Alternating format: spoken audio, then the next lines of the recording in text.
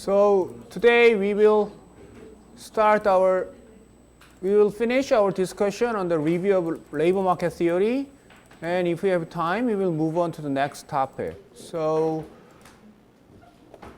last week, in the last lecture, we learned about basically labor supply and we are doing labor demand. So labor supply, we found out how the individuals in our model, how the individuals choose between leisure and work, right? And then we saw how non-labor income changes individuals' labor supply, and changes in wage rate changes labor supply.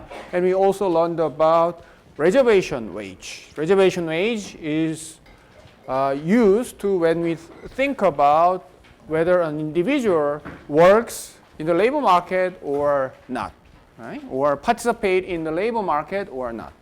And then we moved on to the labor demand side. And the labor first we saw the short-term labor demand. Short-term labor demand is just decreasing, negatively sloped marginal product of labor curve. So since in the short run, the firm tries to optimize their labor input by equating marginal product of labor to wage rate. So marginal product of labor curve is the labor demand curve. And then we started our discussion on labor demand in the long run. So in the long run, the firm can change labor input and capital input. Actually, in theoretical, you can say that in the long run, the firm can change any input to the production. Okay, by definition, that's the long run. And then we learned about isoquant curve and isocost curve, and combining them, we learned about the cost minimization problem of the firm. So if I give you just a short review of the cost minimization, in this case, the firm has a problem of finding the optimal combination of capital and labor, or capital, in this case employment, capital and labor to produce the Q0 output. So Q0 output can be produced using, in this case, like the infinite combinations of capital and labor. In the long run, since we assume that they can change anything, so that, for example, A, P, B all gives the firm the same output, Q0. So the firm's problem is to find the combination that yields the output of Q0 for the lowest cost. Okay, so we introduced the isocost curve here. So isocost curve gives the combination of capital and labor that costs the same amount of money to the company, to the employer, and then this firm tries to minimize it. So the solution is at point P. So this isocost curve. So given the fixed isoquant curve, just find the point that gives the gives the isocost curve the closest to this corner. Okay, so that's point P. At point P, we know that slope of the isocost line is equal to the slope of the isoquant curve at point P. Okay, so that in simple equation, that is MPE over MPK should be equal to W over R. So you can say this is a ratio of the cost, right? Ratio of labor cost to the ratio of capital cost. Okay? And this is a ratio of the gain from each input. You can think of this is the ratio of marginal product of labor to the marginal product of capital. Okay? So ratio of gain should be equal to the ratio of cost. Okay? So you can think of it that way. Okay, there is a little discussion about the intuition part, but it's not that intuitive if you think about it. But anyway, so I'm just skip this. Okay. Now, what we are going to do today is to think about what happens labor demand, since we are interested in firms' labor input or labor demand, we will see how the labor demand changes when they change, when the wage rate changes. Okay? So, for example, let's think that this is a situation before any change. Okay? Now, let's assume, for example, that wage falls. Okay? Let's say, I will draw a diagram here to see, to give you the.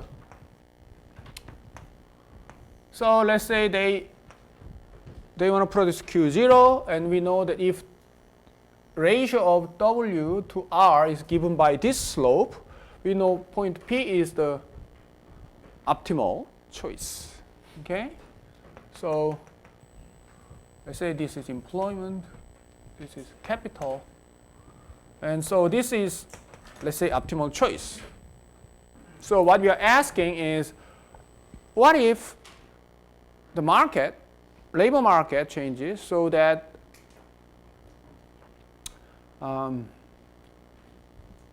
wage become lower? When the wage become lower, first thing that should happen is that the slope of the ISO cost curve must change. Flatter or steeper? It becomes flatter or steeper? It should be flatter because W over R, W becomes small number, so W over R becomes smaller, so that means something like this, right? Okay, so what I'm looking at here is that this, let's say this is C0 over W0, for example, and this is, let's say, C0 over R, right? So this shows the R, let's use R0 in this case. If C0 is the total cost that you are paying before this change, and W0 is the wage rate, R0 is the rental rate of the capital, and then you can see so this way. Now what happens is that W0 becomes smaller, so this should be, let's say, C0 over W1, right? So W0 becomes smaller, so if they use only, for example, labor, they can hire more labor. So C0 over W1 goes outward, okay? Obviously this part shouldn't change because C0 didn't change, R0 didn't change. Get it? So now what happens here is that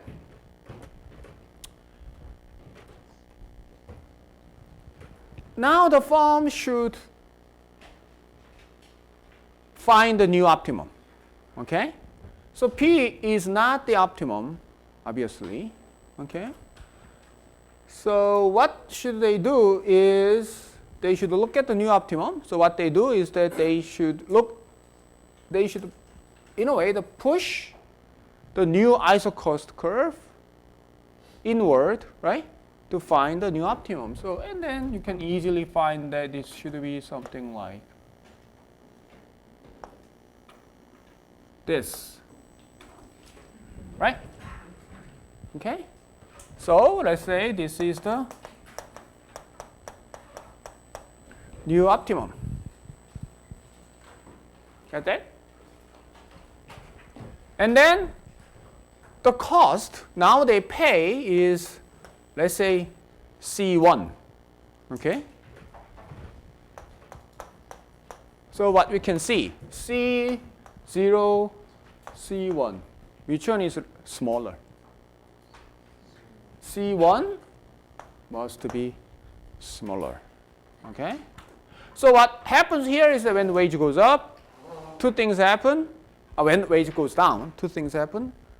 They will increase labor input. Okay? Obviously, they will decrease capital input.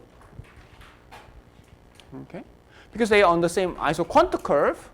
When they increase labor input, capital input should necessarily be reduced, right, to produce the same output. And then total cost will be lower. Okay? That. Now, in this case, I just show you the end result, point R. So this we call point R. Okay, get that? Now let's think about it. Actually, let's think about it a little more. Because the thing is, when you think about it, the slope is not only determined by W, but also determined by R, right? So what can happen is that actually not the rent, not the wage falls. Let's say rent goes up, right? If rent goes up, then what happens? W over R, the slope should become, if rent goes up, then the slope will be steeper or flatter. It should become flatter, right? Because think of slope. What's important is not actually what the level of wage, what the level of rent. What's important is the ratio, W over R. Okay? So we talked about wage falls, but also rent goes up, okay? And the slope will become flatter again. Okay? So for example, like wage goes down by 50% or rent goes up by 100%, the slope will be the same. Okay? Half of the previous slope. And what happens? What happens is basically the same thing like this one, because now the slope becomes flatter, right? And then finds a new optimum, and then the optimum will be still R. Get it? So wage goes up, for example, let's say wage goes up by, down. Wage goes down by, let's say, 50%, or rent goes up by 100%. Okay? Basically the same thing. From firm's point of view, in terms of finding the new combination, they will use more labor and less capital. Okay? And the same, actually. The point will be the same. As long as the slope is the same, the optimal point should be the same.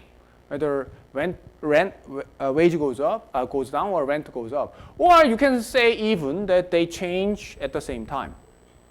Okay? Wage changes and rent changes. What matters at the end is the ratio of wage to labor, wage to rent. Okay? So ratio of wage to rent goes down. So we can say if labor becomes relatively cheaper, the firm will hire more labor, less capital. And if the labor becomes relatively expensive, then they will hire less capital, less labor, more capital. Okay? What matters is the ratio, relative cost. The thing is, but there is one difference.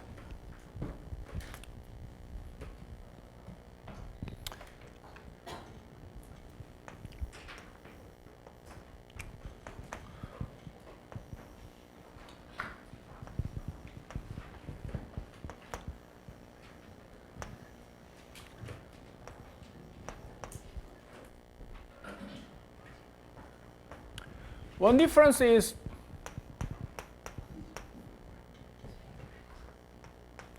basically the same thing. And in the previous diagram, I draw a case where that wage falls. Let's say rent goes up. Then what happens? When the rent goes up, then the slope will be flatter. And if they, let's say, use the same C0, it's going to look like this, right? Because wage is still the same, but rent is, let's say, R1. Okay? Like that? So what happens here is that P is not optimum because given the total cost of C0, the firm will never get to point P. Right? If they spend only C0, they cannot produce Q0. So what should happen? What should happen is that before we push down the isocost line, now we have to push up the isocost line. Okay? So it's going to look like this. Okay? So this should be R, let's say. If the slope is the same as before, then the point is going to basically the same, P and R. However, if you look at the total cost, okay, will be higher, right? So when the wage falls, okay, they will hire more labor with lower total cost. When the rent goes up, they will hire more labor with higher cost. Okay? Okay?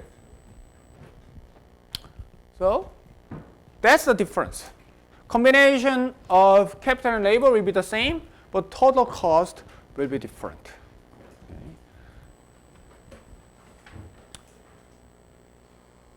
So given the output Q0, if labor becomes cheaper relative to capital than before, okay, so it includes the case where that wage falls or rent goes up or both happens, but relatively labor becomes more cheaper. And firms will substitute labor for capital. Basically, what happens is substitution. They just substitute labor for capital. They use more labor and less capital. Okay, the assumption obviously should be the labor and capital can be substituted. Okay, in some cases it cannot be substituted. If it's not substituted, then actually no change will happen.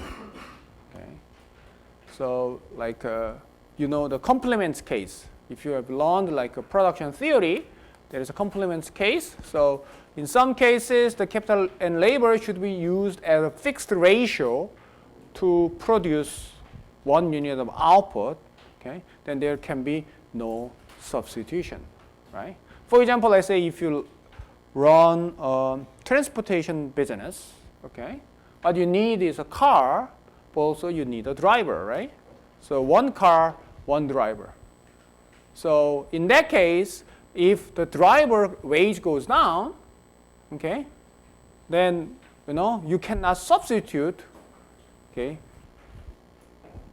driver for car, right?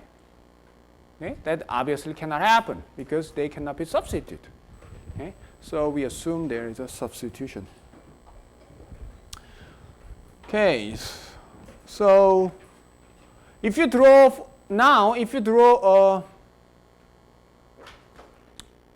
a labor demand curve, in that case, in this particular case, if you do that, let's say you change the wage rate, everything else equal, you change the wage rate, then you will see the diagram that's going to look like this. Okay? So when the wage is high, then labor demand will be smaller, and the wage goes down, labor demand will be more. Okay? Obviously, if you try all different wage rate. So this is a labor demand curve, but this is conditional on Q0. Okay? So we are assuming that output is fixed at Q0, and we change only the wage rate, then you will get this labor demand curve. And we call this labor demand curve conditional labor demand curve, meaning that this is a labor demand curve with the condition that the output is equal to Q0. Okay? So if Q0 changes, then labor demand curve will shift. Okay? For example, like if Q goes up, let's say if they want to produce more, the labor demand curve should shift upward, obviously, because upward. Because for the same wage rate, they will use more labor if they want to produce more. And then if the Q0 goes down, just shift downward. Okay. So this is, we call it the conditional labor demand curve. And conditional labor demand curve is negatively sloped with respect to wage and positively sloped. Actually, you can draw a labor demand curve with respect to R, not only wage. But we are more concerned with wage and employment, so we will use only this one. But if you think if it's rent, then this is not negatively sloped. It should be positively sloped. If rent goes up, then they will substitute more and more labor for capital. Okay. And this sentence is the one that I showed you, that if either wage or rent goes down, the total cost of production decreases. Okay? Keeping the production level constant. And if either wage or rent goes up, then total cost will go up. Okay? So even if the combination looks the same, but behind the total cost will be different. Questions? Okay. So what we have established here is that short-term labor demand curve is negatively sloped because it's MPL curve. And the long-run labor, in the conditional labor demand curve in the long run is also negatively sloped. Okay? But with different logic. Okay? What you're concerned here is the relative wage to rent. Obviously, there is MPE and MPK, but also in here, we look at MPK as well. So this is the cost minimization part. Now, let's move on to actual real problem, profit maximization. So the firm's objective, right? Ultimate objective is to maximize profit. Okay. So how the firm will maximize the profit? Actually, if you study this problem, for example, mathematically, then actually you can find this is the condition. Okay, now look at the first condition. This is BMP, value of marginal product of labor, should be equal to the wage. Okay, so this is a short-term labor demand curve side. Value of marginal product of labor should be equal to the wage. So what you get using employment, using labor, should be equal to what you pay for labor.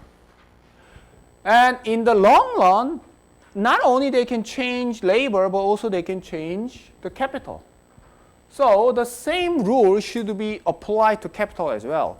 VMPK. So what you get by spending your money on capital should be equal to what you pay for your capital. That's R.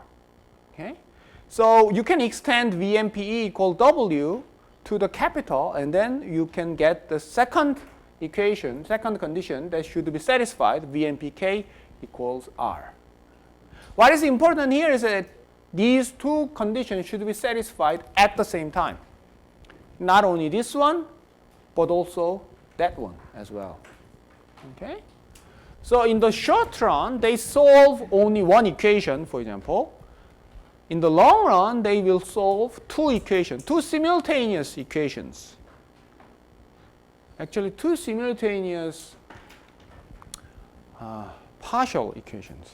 Okay, so they will, if they have more inputs, then the same logic applies. If you have the third input, basically the same thing.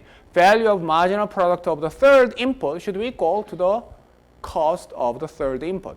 Because same thing, you can write down all these things into VMP something equals the cost of that thing. And then you can have multiple equations.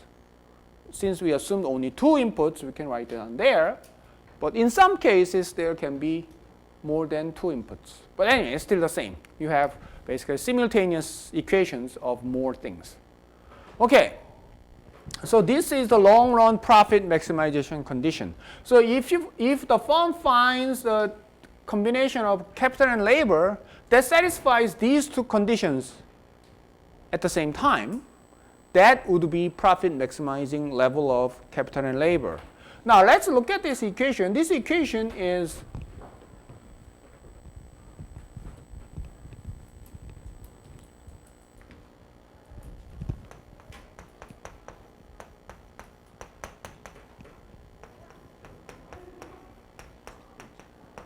right? Okay. And if this is satisfied, then obviously this will be satisfied.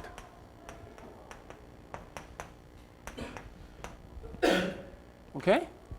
So if these two equations are satisfied, and this one equation should be satisfied, MP, the ratio of MP to MPK should be equal to ratio of W and R. Okay? So what you see here is that this is profit maximization condition. This is cost minimization condition. Okay? So what it says is the profit, if you maximize profit, then you will automatically minimize the cost. The reverse, true or false? In general, it should be false, right? MPE over MPK equals W over R does not imply MPE, for if we ignore P, MPE equals W and MPE equals K, R. Okay, MPK equals R. So only one way. Okay. So that's what we write down here. Profit maximization does imply cost minimization. So cost minimization is only one part of the profit maximization. Okay. There is a second part. Actually, you can think of second part as this way. Actually, the second part is to find the right amount of production. Okay? Given any level of quantity of production, you can find the cost minimizing combination using MP over MPK equals W over R. But the actual real question here is, the equally important question is, what amount you want to produce to maximize profit, right? If you produce too much or too little, your profit will suffer. Okay? So the firm may produce a wrong quantity even though the firm produces that quantity at the lowest cost. Okay? So profit maximization you can think of as two-step process. First, you find the profit maximizing output, and then you minimize the cost. Actually, it's not exactly two-step because they will solve these two problems at the same time. But conceptually, you can think of it as a two-step process. Find the optimal quantity and then find the optimal labor and capital input to produce that quantity. Okay? So cost minimization is only the second step.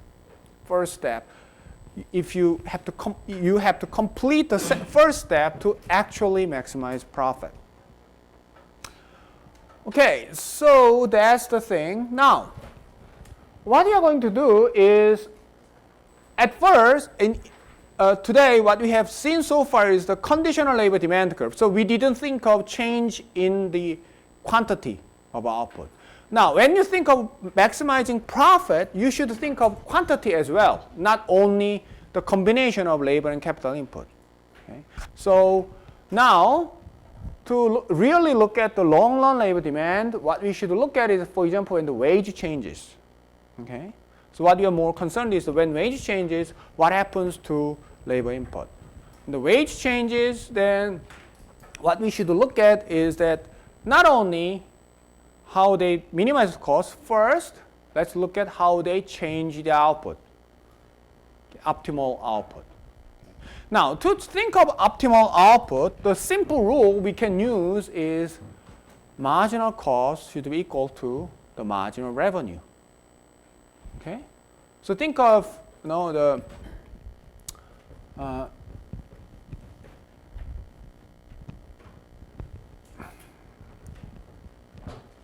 profit maximization problem, for example.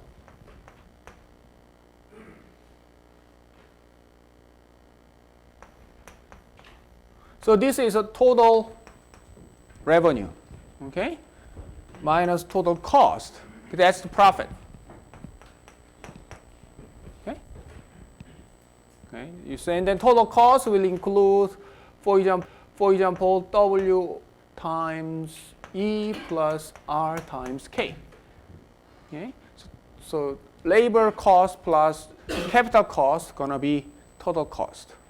And total revenue is P times FQ, not FQ, sorry, not FQ. F, E, and K. Okay. So P times Q. So what I was going to write is P times Q. That's total revenue part.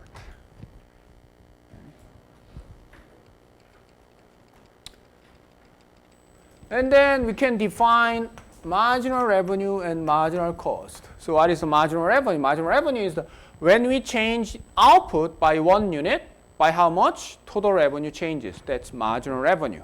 Okay? And the marginal cost is when you change output by 1 unit, then by how much the total cost changes. Okay? So what is the profit maximizing level of output? That should be marginal revenue should be equal to the marginal cost.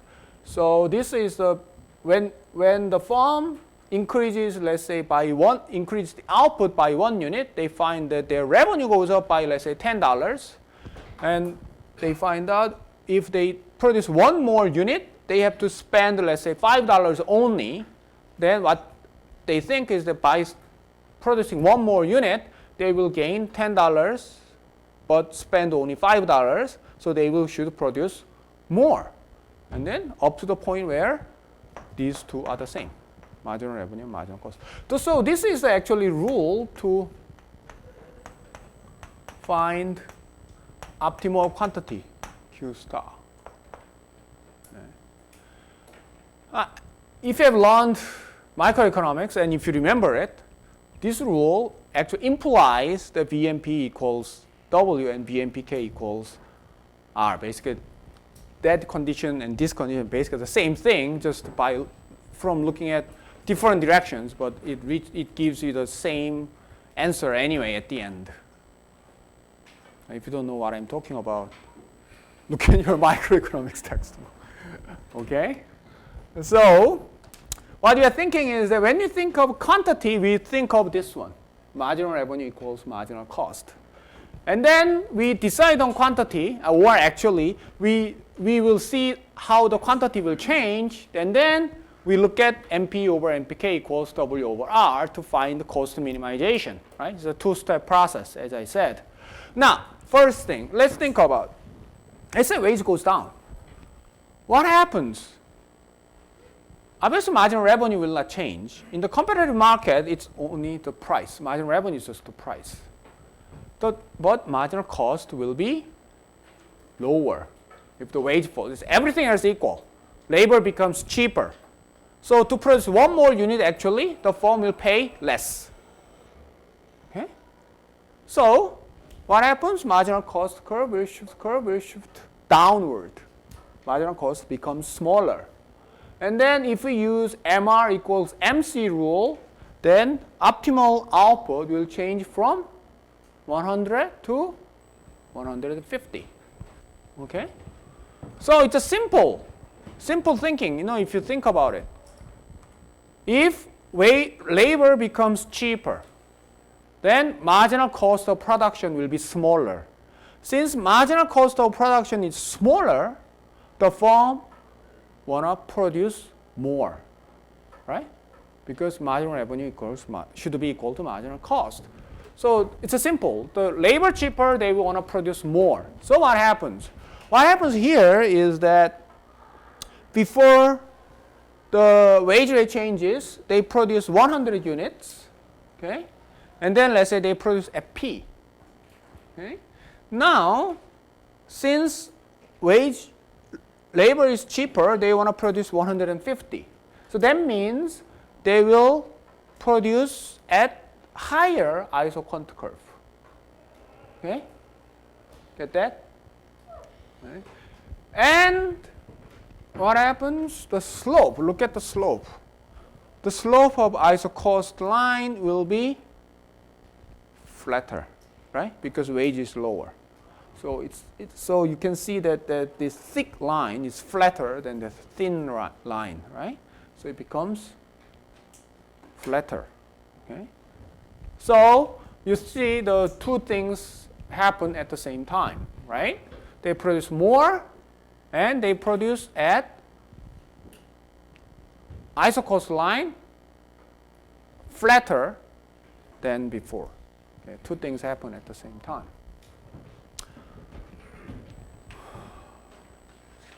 Okay, so this is the result when we consider profit maximization.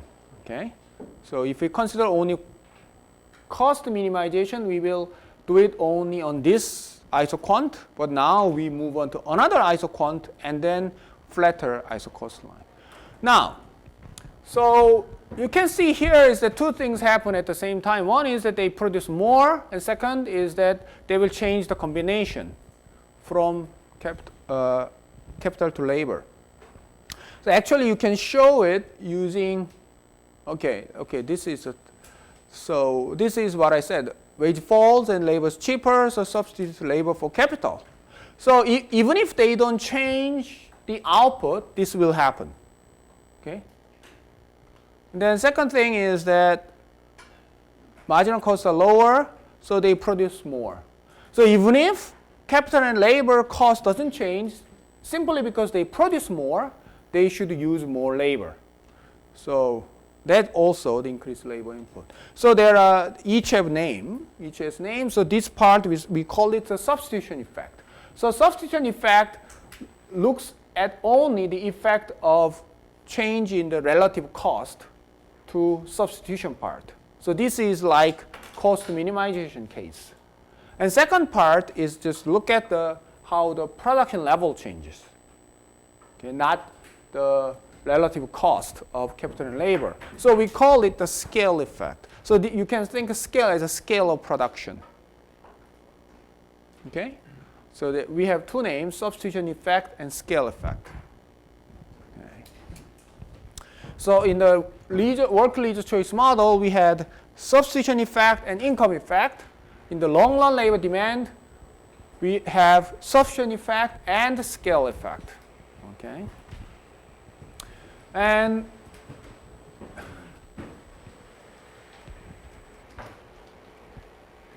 as we have done for work leisure choice model,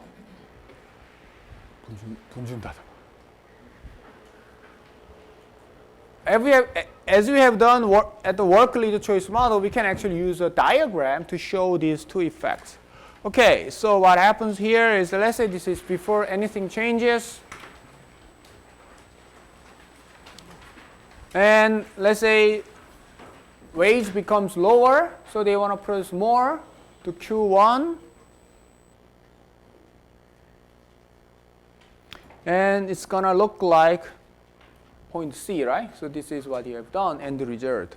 And you can show scale effect and substitution effect. First assume that they produce more, okay, hypothetically, under the same ratio, under the same wage and rent. So in this case, they produce Q1 for the same ratio. So we have a hypothetical isocost line that is parallel to the old one, okay, but producing Q1. So that's going to be point B, if that happened. So A to B is what effect? Should it be? Scale effect. And B to C is substitution effect. And then as you see, the scale and substitution effect the same direction. By scale effect, they produce more. By substitution effect, they produce even more. Total cost of production gonna change from C0 to C1, for example. Okay.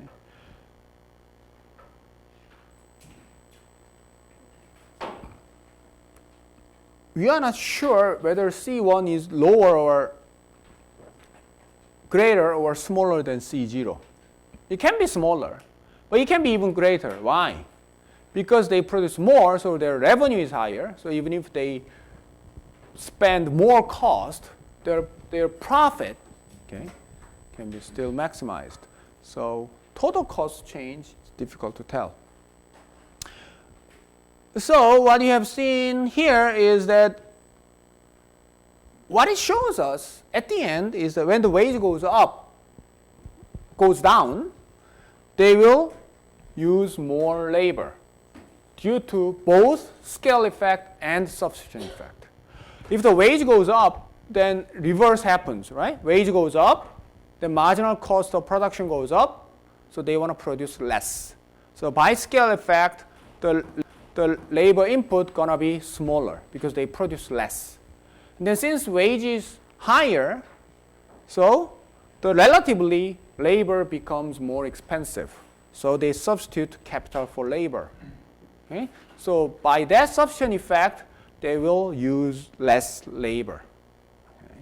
So what happens is the wage goes up, then long run labor demand will be smaller. Wage goes down, long run labor demand will be higher. Okay? So labor demand curve at the end is negatively sloped.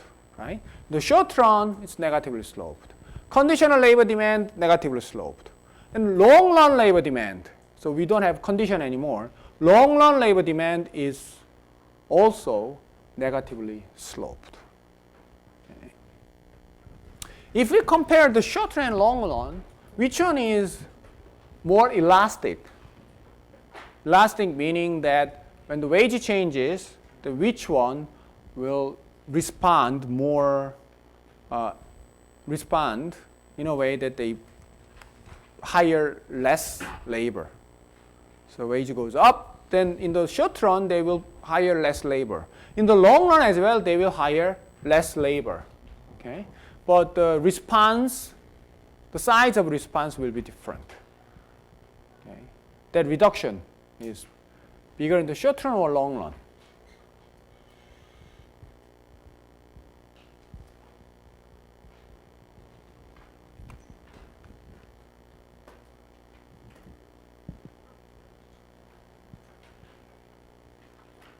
We have an answer here, right? Wage goes up, right? Then in the short run and long run, the employment will be smaller. Okay? But reduction will be bigger in the long run or short run. In this diagram. Should be long run. Why?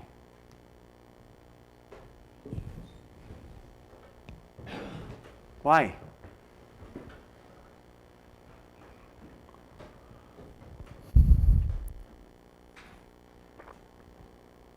In a way, it's simple. Because in the long run, in the short run, they cannot change capital input. They will change only the labor input. Okay? But in the long run, they can change capital input as well.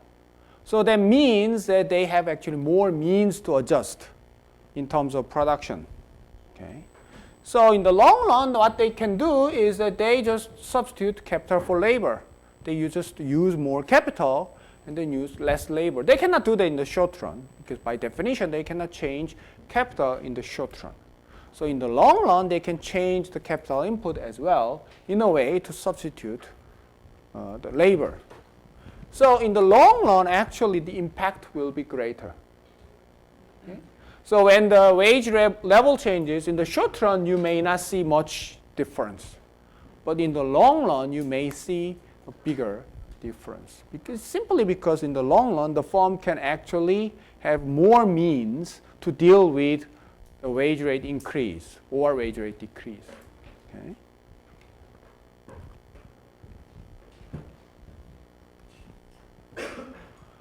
Okay, so that's what it says. Long run labor demand is more elastic than short run labor demand. Oh, one thing that we have to, so far we have to think of, we thought about when the wage changes, how the employment or labor demand changes. But actually, in the long run, what can happen is that when the capital cost changes, then labor input can change as well. Okay, how? Let's say rent on capital falls, so capital becomes cheaper. So capital becomes relatively cheaper, so they substitute capital for labor. Okay? So they can do it. They can do it in the long run. So they will buy more machines. Okay? And let's say they laying off some people. What happens? Demand for labor decreases, obviously. So this is the substitution effect. The rent on capital falls, so marginal cost decreases. Okay, marginal cost of production decreases. So their desired output will increase. To produce more, they will use more capital, but also they have to use more labor. Okay, if we think of only this output part, we call this scale effect. So what you see here is that by substitution effect, demand for labor falls. By scale effect, demand for labor increases. So in this case, scale and substitution effect works two different ways. Okay. So when the wage changes, then scale and substitution effect works to the same direction. When the rent changes, or when the other input's price changes, then scale and substitution effect works to the opposite directions. You can show it using a diagram. So let's say, what is this? Rent falls. Okay, rent goes down, so that means that this isocost line will become steeper, right? Rent goes down, it will become steeper. But since the rent is cheaper, the firm will produce more. For example, the Q1 and steeper curve. So A to C. Okay? Then you can show scale and substitution effect. Scale effect is obviously that you assume that there is a same slope, hypothetically, but on the new isoquant Q1. So that's point B. Okay? And then, so this is the scale effect part. So by scale effect, they will use more labor. Okay? So meaning that if there were no change in the relative price of capital and labor, they produce simply more, then they should use more labor because they produce more. They produce more. So that's the scale effect part, and B to C is the substitution effect part. Okay. Now they substitute capital for labor. So in this case, substitution effect dominates the scale effect. So the more capital will be used and less labor will be used. Okay. Obviously, you can have the opposite case. Some cases, scale effect dominates the substitution effect. If that's the case, then even if labor becomes relatively expensive, the firm will use more labor. Okay, so if we summarize it, you can summarize using the heading the factor price effect. So production factor price effect. Own factor price effect, meaning that what happens to the demand for a particular production factor when its own price changes. So own factor price effect is, for example, that what happens to labor demand when wage changes? What happens to capital demand when rent changes? That's own factor price effect. It's always negative. Okay? Meaning that own factor price goes up, own factor demand goes down. Okay? Wage goes up, labor demand falls. Wage goes down, labor demand goes up. So simple. Now cross factor price effect is the cross effect. So for example, when the wage changes, what happens to demand for capital? When the rent changes, what happens to demand for labor? That's cross factor price effect. And it can be negative or positive. Okay? Depending on which effect dominates, scale and substitution effect. It's negative if scale effect dominates the substitution effect, meaning that rent goes up, then labor for demand may fall. Okay? If scale effect dominates substitution effect. Positive, if rent goes up, I should use rent goes down because I showed you. So rent goes down, then if scale effect dominates substitution effect, then labor demand will go Okay? And if sufficient effect dominates the scale effect, if rent goes down, okay, then labor demand will fall. Okay?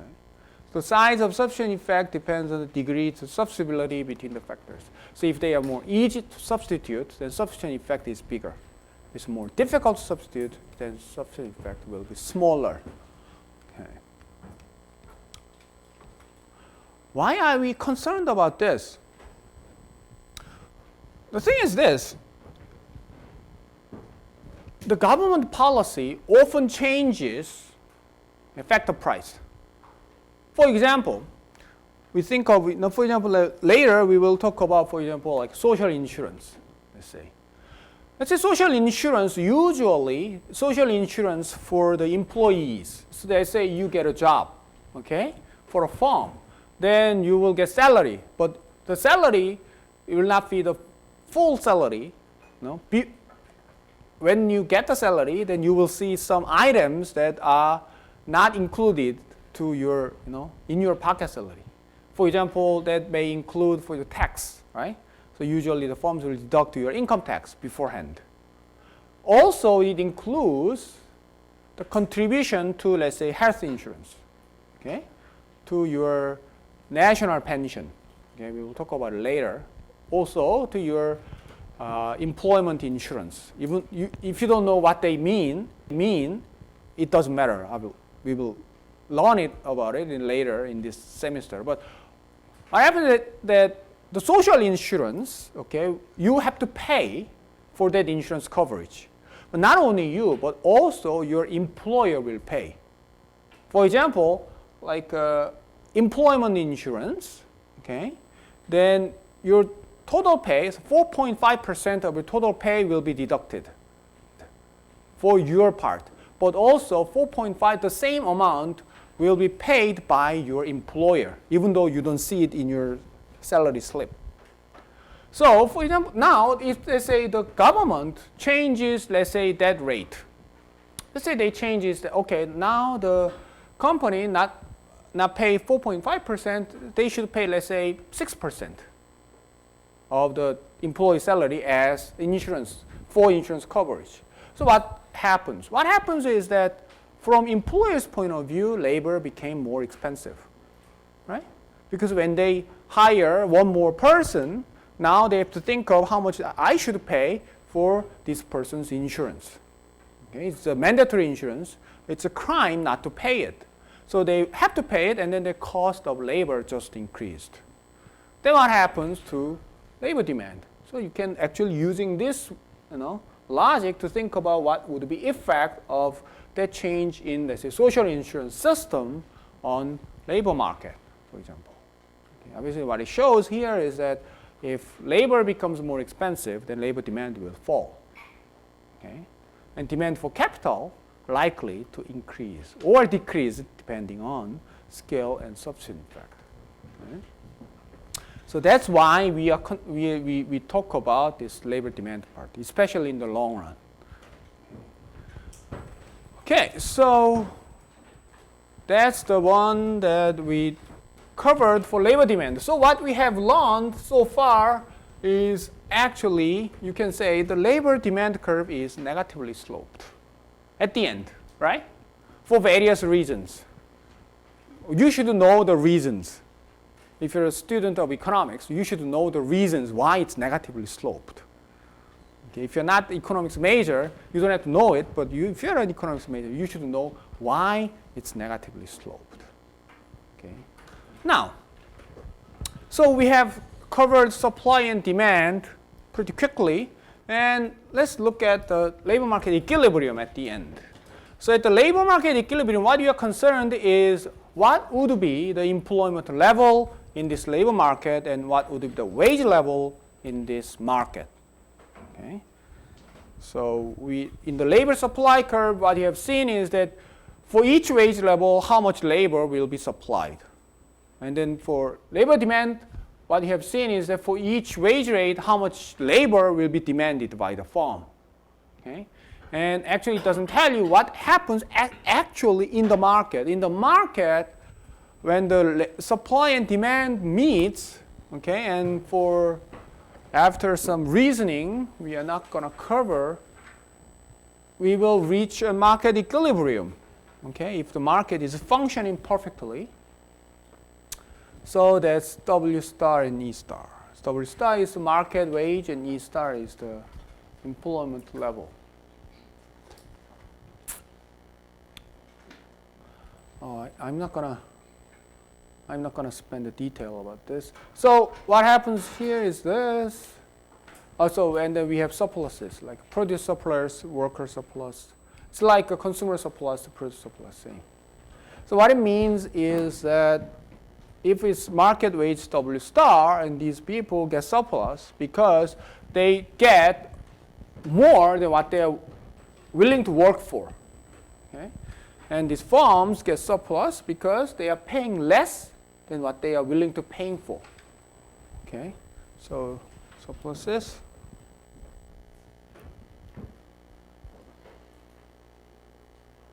Okay.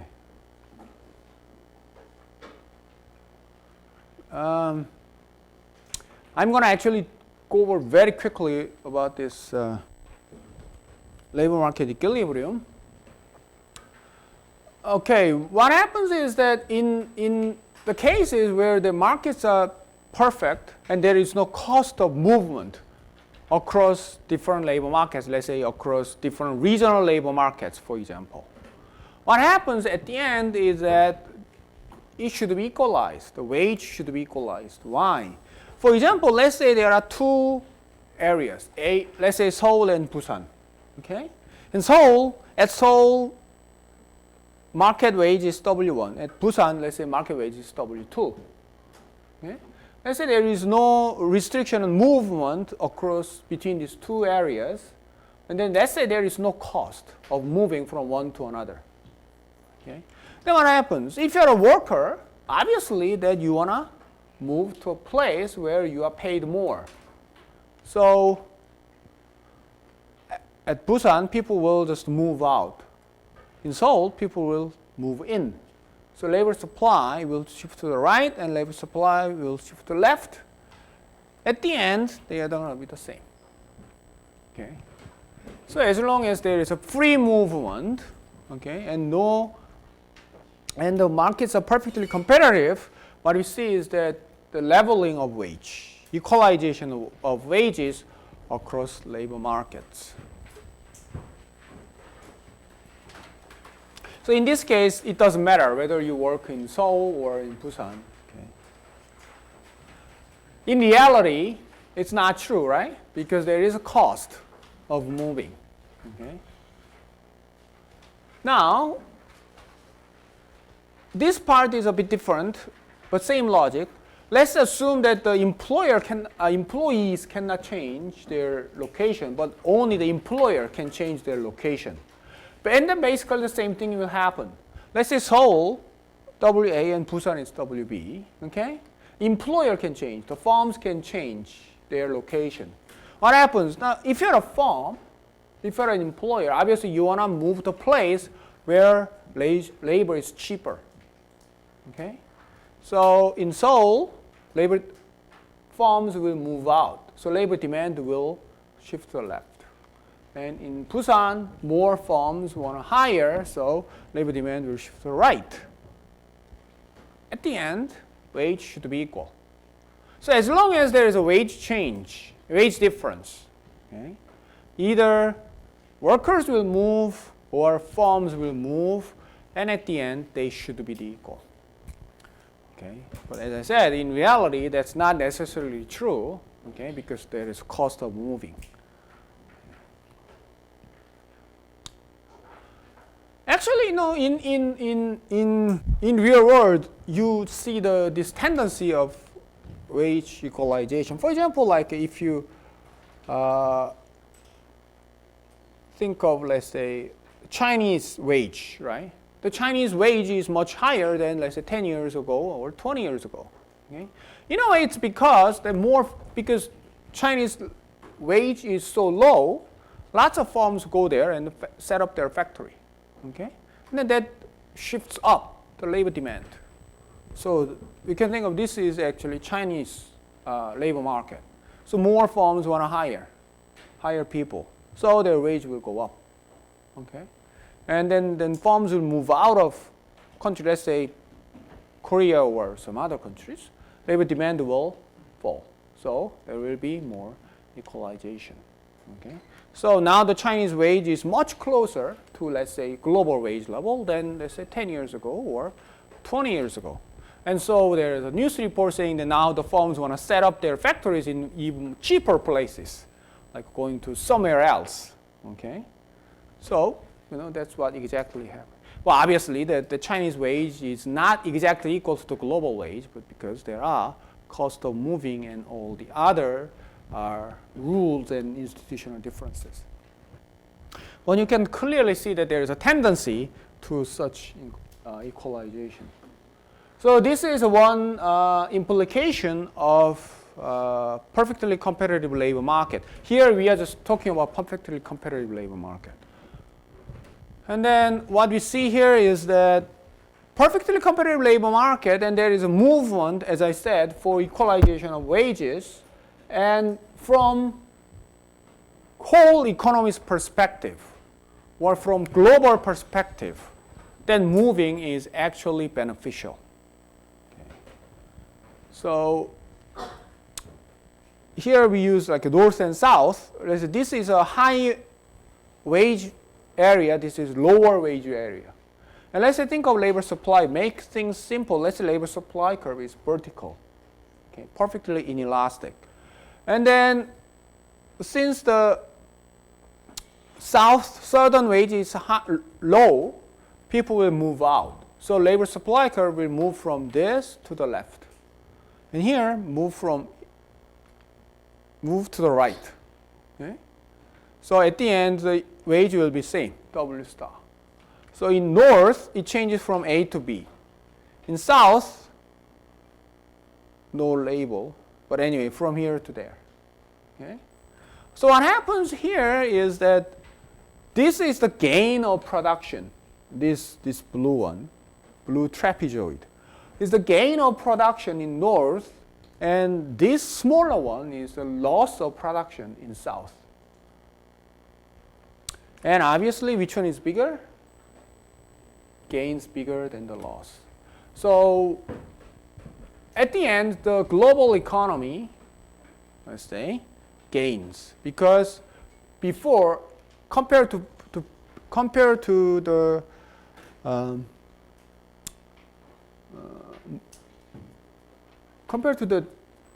time where there was no movement, now we have more production as a whole. Why? Actually, the reason is simple. The wage is higher actually means that their productivity is higher. Wage is higher. Okay. Why the wage is higher in north? Because their productivity is higher. Okay. It's possibly because there is shortage of labor there. Okay. South, wage is lower because their productivity is lower. Why is their productivity is lower? Probably there is a surplus of people there.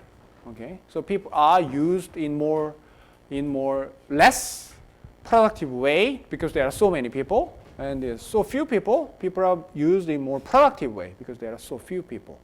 So moving from south to north means moving from less productive region to more productive region. So people move to the places where they can produce more. Okay? So that's the essence of the movement from lower productive area to the more productive area. That basically shows up as wage difference. So since the same people works in more productive area, total production will be higher. Okay? So the allocation of labor in this sense is efficient. Because before the allocation, it's actually they're wasting the labor resource. They're wasting the people. People here are just used in less productive way. If they move to there, so as a whole, the society will benefit because they will be used more productively. So that's the thing that I just said. Competitive equilibrium allocation of labor is efficient because there's overall gains from trade increase.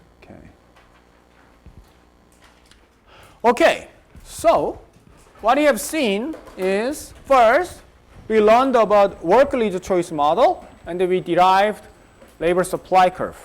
And along the way we learned the important concept of income effect, substitution effect, and reservation wage. Okay? And in the labor demand curve, in the labor demand part we learned about, at the end we derived the labor demand curve. And important concepts are short-term labor demand curve, conditional labor demand curve, and long-run labor demand curve, and scale and substitution effect. Okay, it tells you how the labor demand will change in response to change in the wage rate or change in the price of other inputs. Okay, we combine them, then we can actually see that there is a market equilibrium, and the market equilibrium will tell us for how much wage, for what level of wage, how many individuals or how much labor input is used in that particular labor market. And then we have seen the efficiency of perfectly functioning labor market. Okay, so we finish our discussion of labor market theory today. Okay, but as I told you before that this review is very brief.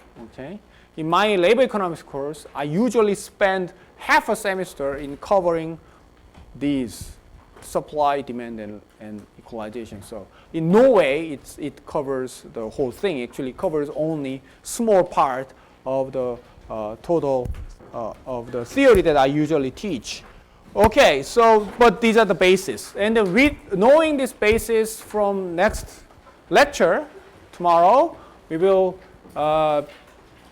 begin our discussion on first social welfare. Okay, and then we move on to next topics. Okay, that's it for today.